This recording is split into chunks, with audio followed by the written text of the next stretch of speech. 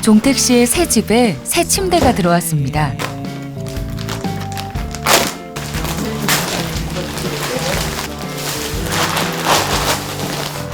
침대가 자리를 잡으니 드디어 내 집 같습니다.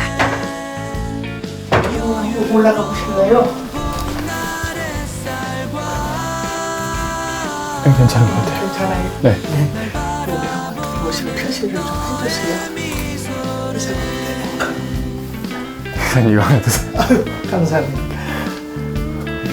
촬영을 하니까 더 힘드네. 꿈꾸던 연구원이 되었고 독립도 했습니다. 혼자만의 부엌. 아직은 간편식뿐이죠.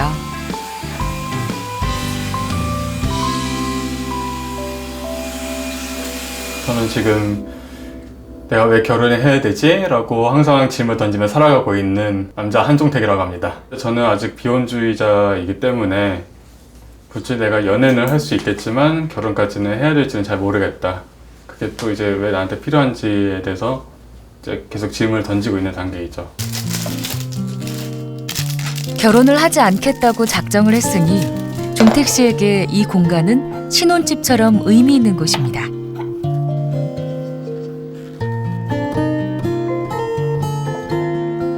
좁지만 짜임새 있게 꾸미고 싶습니다.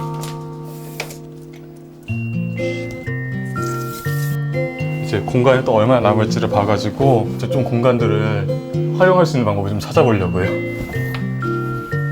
베개도 이불도 처음 사봤습니다. 이 공간을 채우고 계시잖아요. 네. 뭔가 신경 쓰고 있는 부분? 그러니까 특별히 이렇게 꾸며야겠다? 뭐 이런 게 있으세요? 어떻게 솔직히 방을 꾸며본 적이 없어가지고 어떻게 할지는 잘 모르겠는데 글쎄 꾸며본다면은 좀 약간 캐릭터 상품이 많이 들어올 것 같아요. 취향대로 방을 꾸미는 것처럼 결혼도 개인의 선택이라고 믿는 종택 씨.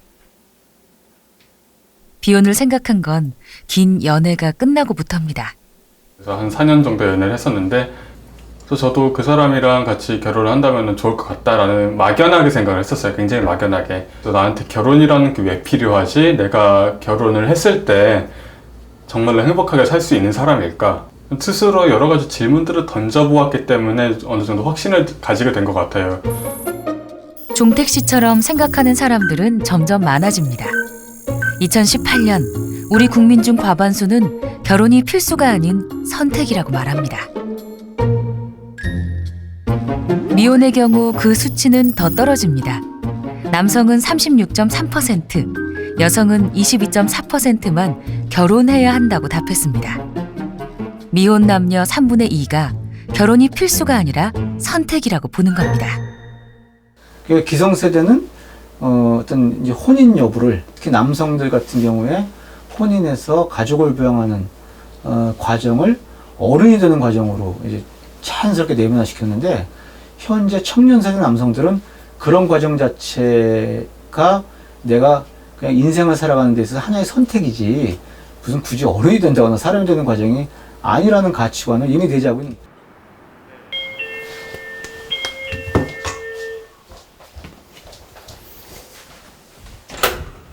오이.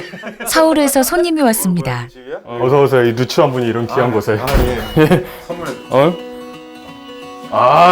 올 거 챙겨봐야지. 작아. 얼마나 기대하는 거야? 무슨 30분짜리 집을 기대한 거야? 널 지켜야지. 왜? 내가 들어오잖아. 맞네. 내가 들어오니까 해야지. 미안하다. 있을 거 다 있는데? 다 있어. 문이 열리네요. 같은 성당을 다녀서 형 동생 하던 수환 씨. 이젠 동생이라기보다 절친이죠. 여기는 아직. 볼 게 없네. 설마 그리고 이 의자가 그 의자입니까? 그 의자다. 아, 앉아보세요. 아니 앉기 싫어요. 왜? 여기 앉으면 게임할 것 같아. 기대해. 여기가 이제 게이밍 책상이 될 거야. 나 일을 안 하고. 일을 해. 에이, 형이 일을 한다는 건 본 적이 없어. 새 스탠드. 아무것도 없네. 반응이 시원찮네요. 나 배고파. 나 아침도 못 먹었어. 밥 하면 되지. 형 손 씻었어요? 응. 모르겠다. 글쎄 뭐부터 가르쳐야 할지 모르겠습니다. 집어봐요. 압력버섯이 아닐 때는 요거 한 양 2배 정도 되면 돼요, 요거를. 친구분이 요리를 대신하고 계시는데 뭐 처음에는 그냥 어깨 너머를 배우는 거죠. 우여곡절 끝에 완성된 밥상. 밥때가 지났으니 시장이 반찬입니다. 아, 날 좋다. 나중에 보면 되는 좀 건강할 것 같아요. 종택 씨가 처음 비혼을 결심했을 때도 수환 씨에게 제일 먼저 말했습니다. 그때도 수환 씨는 선뜻 동의하지 못했죠. 형이 맨 처음에 비혼이라고 말을 했을 때는 처음 들었던 생각은 아, 역시 형답다. 왜냐면 워낙 남들하고 좀 약간 특이한 생각하는 사람이어서 늘 그런 모습을 봐갖고 차라리 결혼을 하고 그리고 출산을 통해서 얻는 행복보다도 다른 방법을 행복을 얻을 수 있지 않을까. 컴퓨터 앞에 앉아서 게임하는 거. 치킨 먹거나. 아야 70 먹을 때까지. 아, 왜 미국에서 어떤 할아버지는 이미 게임 BJ로 활동하시는데. 그 할아버지는 손자가 8명이야. 살면서 뭐든 허심탄회하게 의논했는데 결혼과 비혼 이 주제만 나오면 자꾸 어긋납니다. 비혼주의자거나 결혼하는 사람이나 둘 다 리스크는 또 비슷하게 가지고 있는데, 그렇지. 비슷하게 가지고 리스크는 둘 다 있지. 가지고 있는데 거기서 자기가 하는 거에 대해서 비중을 더 얼마나 두느냐. 근데 내 인생을 딱 정말 나를 중심으로 생각을 했었고, 그래서 나는 지금도 그 생각이 별로 변함이 없는 게, 어쨌든 내가 행복해지는 법을 알아야지 다른 사람을 행복하게 해줄 수 있다라고 생각하거든. 오.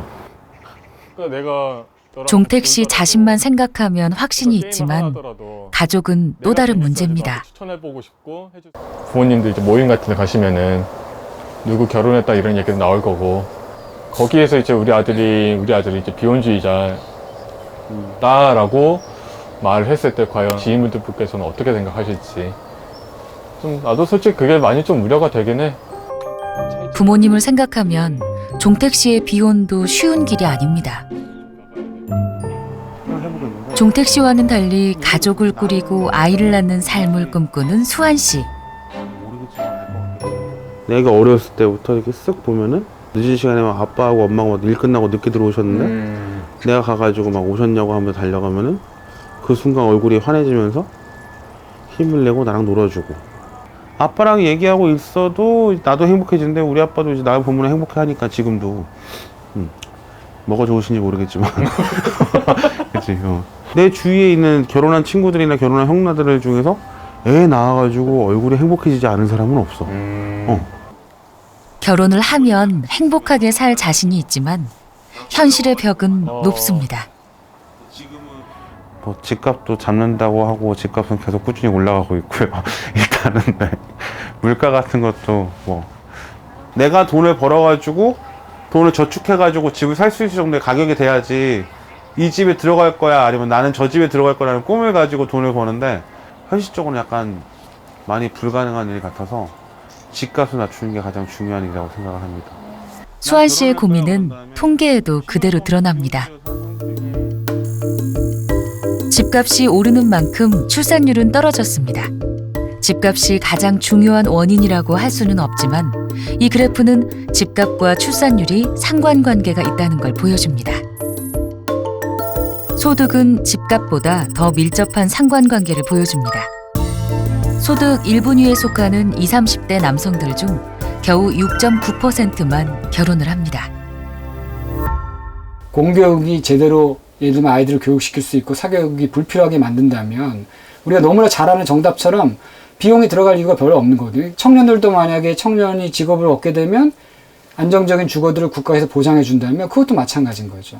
그러니까 우리나라는 근데 태어나면서 모든 것들이 다 개인과 가족이 짊어져야 할 부담으로 남아있기 때문에 당연히 경제적 수준에 따라서 출산율의 격차가 심각하게 벌어질 수밖에 없는 거죠.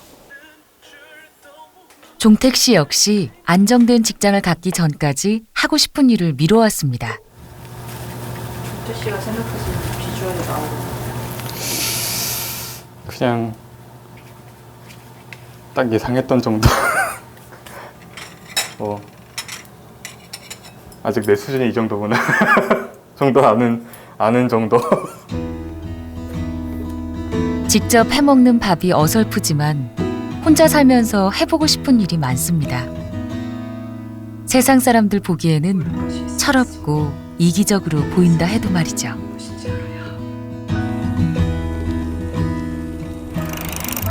비혼주의자라는 사람들이 물론 한국 사람은 굉장히 아주 소수예요. 이거를 얘기를 했을 때 과연 사람들이 어떻게 볼까에 대한 두려움도 많았었는데, 일단 비혼주의자라는 거는 결코 이기적인 선택도 아니고 한 사람이 자기다운 삶을 살기 위해서 수많은 생각과 고민 끝에 내린 결정이다. 한 개개인의 삶이 다르듯이 결혼이라는 것도 각 개개인마다 다르다라는 것을 좀 같이 공유를 할 수 있었으면 좋겠어요. 그래서 비혼주의자라고 말하기로 했습니다. 그런 말을 할 수 있고 그런 차이를 존중받는 세상이 더 좋은 세상이라고 믿기 때문이죠.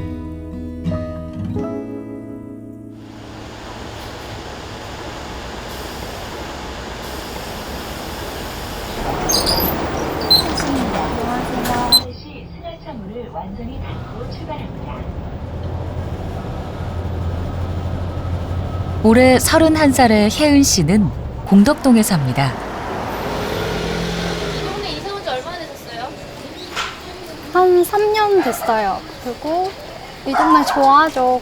시장도 있고 집들도 되게 네모 반듯한 아파트 말고 다양한 집들 있잖아요.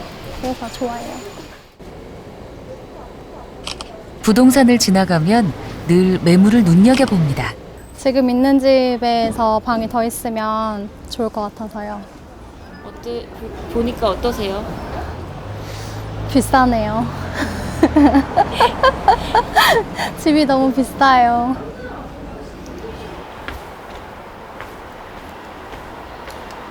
혜은 씨 지금 사는 집에는 누구랑 같이 사시는 건지. 저 동생 둘이랑요. 그리고 애인이랑 넷이 살고 있어요.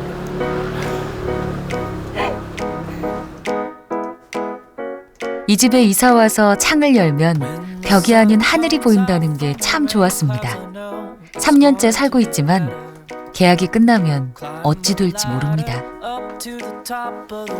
사람이 충분한 해를 받고 충분한 바람이 통하는 곳에 산다는 게 되게 내 마음 상태에도 영향을 많이 줬구나? 그런 생각이 들었어요. 이 집에서 공부도 하고 3권의 책도 썼습니다. 처음에 집에서 나와 산 거는 독서실에 살았는데 독서실은 원래 사람 사는 곳이 아니잖아요. 개인 책상이 있으면 그 책상 위에다가 내 의자를 올리면 그 밑에 공간이 이만큼 남잖아요. 거기에 발을 넣고 들어가서 잡니다. 학교 기숙사와 지역 학사, 4년간의 원룸 생활을 거쳐 서울 와서 처음으로 거실과 방이 분리된 이 집으로 이사를 왔죠.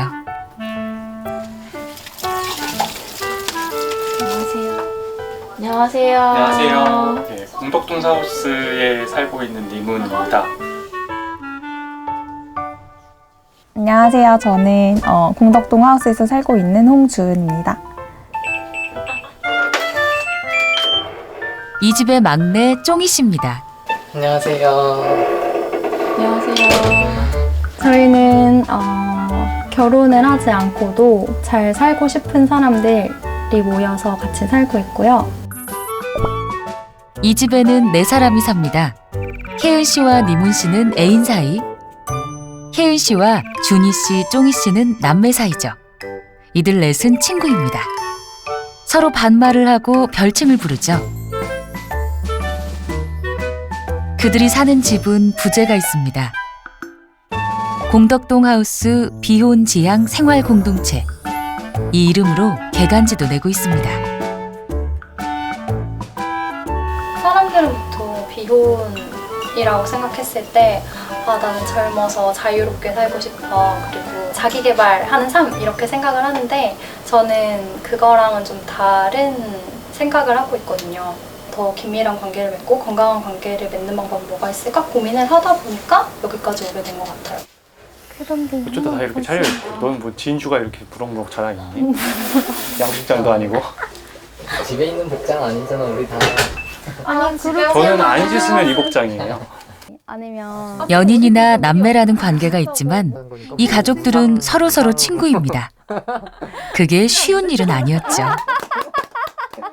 쫑이 씨도 처음엔 어색하고 불편했습니다. 원래는 친밀한 관계가 아니었고 여기 와서도 되게 서먹서먹하고 어색했어요. 둘이 집에 남아있으면 무슨 대화를 해야 될지도 잘 모르겠고 좀 어색하고 이랬었는데 제가 여태까지 상상하던 사회 보편이랑은 다른 이야기들을 자꾸 해서 저는 그때 그 당시에는 이해가 잘 안 갔었어요. 그러다가 혜니한테 야 그럼 나도 너한테 반말한다 라고 했을 때 혜니가 그때 그래 이렇게 해가지고. 어땠어요? 처음 든 느낌은? 엄청 이상하죠. 왜냐면 엄청 이상하죠. 아니 정말 그거였다니까요. 그 약간 가부장적인 누나 이런 거였다니까요. 원가족이 되게 친밀한 것 같지만 사실은 친하지 않잖아요. 그냥 친구 되는데 한 몇 개월 걸렸어요. 진짜로. 이들은 모두가 평등하고 서로를 존중할 수 있는 이 관계가 마음에 듭니다. 그에 비해 기존의 가족 관계는 권위적이고 불평등하다고 생각했죠. 그게 비혼의 첫 번째 이유입니다. 비혼 지향 생활 공동체가 이름을 지은 거는 누가 지었어요? 저희 회의에서요. 회의에서? 네. 그러니까 이 이름이 필요했던 이유는요. 저희 관계를 설명하려면 너무 많은 말이 필요했어요. 예를 들면 결혼한 사람들은 되게 쉬워요. 남편입니다. 제 아내예요. 이렇게 말하면 끝나는데 저희는 이렇게는 애인인데요. 이렇게는 동생인데 얘도 동생인데 사실 안 친했고요. 얘랑 얘는 가족이거든요. 가족이 아니라고? 아니요, 가족이 맞거든요. 이런 식으로 되게 많은 말이 필요하고 결혼은 언제 할 거냐. 자꾸 결혼하면 찢어지는 거예요? 뭐 동생 결혼하면? 아니야! 우리 계속 같이 살고 싶어. 근데 왜 사람들이 그렇게 말하죠? 결혼제도 밖에 제도가 없어서 그렇구나. 그러면 안 되겠다. 이게 우리 의제야. 갖고 가자. 이런 식으로 된 거죠. 네. 혼인신고를 하고 결혼식을 함으로써 기존의 질서 속으로 들어가고 싶지 않습니다. 결혼이라는 한 가지 방식만을 강요하는 사회. 그게 아니면 법적 지위를 주지 않는 이런 현실과 타협하고 싶지도 않습니다. 당연히 아이를 낳을 생각도 없습니다. 다들 당연하게 아이를 낳는 사회잖아요. 근데 아이 낳는 게 환영받지 못하던 세대에 제가 태어났어요. 저는 80년대 후반생이고 제 또래들은 대부분 집에서 하나, 둘 정도의 형제들이 있는 집안이었는데 저희는 형제가 5이었거든요. 그런 경험들을 하면서 아이가 굉장히 손이 많이 가고 이게 보통 잘 해가지고 산 훌륭한 사람이 잘할 수 있는 게 아니구나. 아이가 그냥 어른이 되는 게 아니구나. 그런 생각들을 했던 것 같아요. 저희가 지금 형제가 5명인데 이제 넷째부터는 이제 보험 가입도 안 되게끔 되어 있어서 이제 저희가 거의 다 보건소에서 출산을 했는데 넷째인 제 동생은 보건소에서 출산을 못했어요. 누군가의 몸에 출산을 하고 말고에 대해서 계속 국가가 이제 강요를 하는 분위기를 이렇게 만들어내는 거잖아요. 저출산이라고 하는 것은 사회적인 문제라기보다는 사회 구성원으로서 온당한 대우를 받을 수 있을 것인가에 대한 고민이 없이 살아온 대한민국의 지금 현재 현주소라고 생각합니다. 80년대까지만 해도 자식이 많으면 불이익을 주는 산하 제한 정책을 폈습니다. 한 자녀를 낳고 단산한 가정에 대해서는 내년부터 자녀에게 취약전까지 의료보험 혜택을 제공하고 새마을 유아원 무료 교육 혜택을 주기로 했으며 특히 소득이 낮은 가정에는 일정 기간 육아보조비와 산모 요양비를 지급하는 방안을 마련할 계획이며 반면에 3자녀 이상의 가정에는 3번째 자녀가 출생할 때부터 주민세와 의료보험료를 추가 부담시킬 방침입니다. 이와 같이 다산가정에 불이익을 주는 제도를 추진한다면 94년에 가서 인구 증가율이 1% 수준에 도달할 것이고 이 목표가 달성돼도 2023년경에야 선진국 수준인 0%에 이를 것으로 전망하고 있습니다.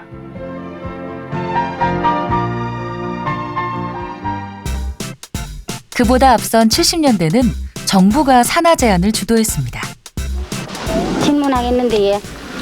명석이 엄마가 누프 수술을 하고 나니 머리가 조금 아프고 피가 약간 비친다는데 그거 어떻게 하면 좋겠습니까? 조금씩 출혈이 있는 거는 누구나 다 없이 나오는 겁니다. 그러니까 보통 3개월까지만 기다려 보시면 차차차차 시일이 흐르면 제자리에 앉게 됩니다.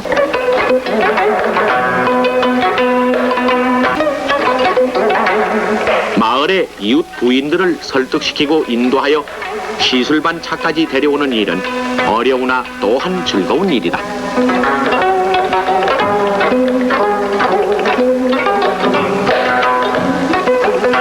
가족계획 사업을 위하여 발족한 가족계획 어머니회는 오늘날 잘 사는 가정, 풍요한 마을을 만들기 위하여 다양한 활동을 하고 있다. 1970년대에는 피임 수술을 해주는 차량을 동원해 직접 시술을 하기도 했습니다. 뭐 80년대 그때는 출산율이 2.1이면은 낙태율도 2.1이에요. 물론 이제 이 낙태율은 표본 조사한 거지만 몇만 명 출산율 조사 통해서. 그러니까 애 2명 태어나고 애 2명 죽고 이런 식이었거든요. 그래서 국가가 그 정도로 앞장서서 이 낙태를 주장하는 거죠. 전형적인 이제 모성의 도구와 그다음에 이제